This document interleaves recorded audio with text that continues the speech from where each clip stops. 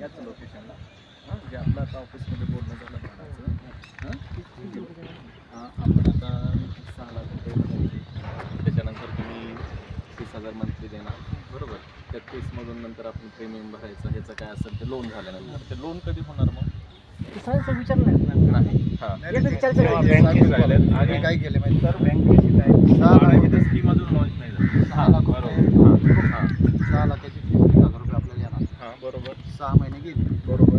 6 महिन्यानंतर ते काही 1,80,000 रुपये आले असतील. बरोबर. ते घ्यायचं रजिस्ट्रेशन करा. हां असं त्यांचं म्हणणं. बरं. रजिस्ट्रेशन ज्यावेळेस करतो आपण हां त्याच्यानंतर ती लोन प्रोसेस. हां बरोबर. लोन झालं का मग प्रीमियम भरायचा. पहिले 36 महिने EMI नाही. हां जोपर्यंत आपण त्यात पोझिशन जात नाही हां म्हणजे ते आपल्या हातात भेटत नाही हां तोपर्यंत आपल्याला EMI नाही. पण ते ओके. 30,000 रुपये तुमच्या अकाउंटला येत राहणार. हां ते तुम्ही जमा करून ठेवायचे किंवा मग लोन अकाउंटला भरत राहायचं.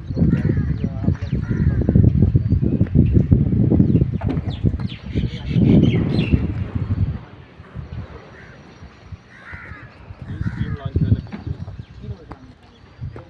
स्कीम तर लॉन्च झालं पाहिजे ना. तुम्ही पोझिशन 3 वर्षांनी मिळता. तुम्हाला फ्लॅट कन्फर्म झालं याची गॅरंटी कधी? सरांशी काही चर्चा नाही केली का? ते करायचे ना, कारण काय होतं त्यांना ते ह्याचे सगळं त्यांना जास्त नॉलेज. 3 ते 4 वर्ष लागतील असं म्हणाले ते. सर पोझिशनचा विषय ना, तुम्हाला माड जर मिळलं का नाही ह्याची गॅरंटी कधी भेटणार? आता भेटली तर तुम्ही गुंतवण. अजून फॉर्मच इन्व्हॉल्विंग नाही. ते क्लॅरिटी मला मिळत नाही. ते त्यांचे स्कीम सांगतात. माडापाशी आपलं वापरवलंच नाही कसलं. त्याची श्युरिटी काय? हां ते कन्फ्युजन आहे मला पहिले. बरोबर आहे. ठीक आहे.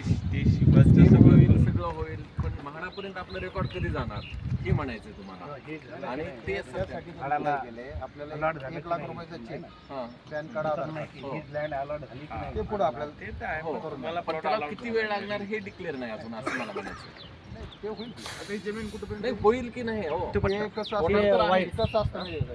तुम्ही म्हाडाचे जर फ्लॅट बुक करायला गेला 15 तुम्ही एक फॉर्म घेत असतो. एक फ्लॅटला जवळ आता इथं किती 10-15 फॉर्म येतात.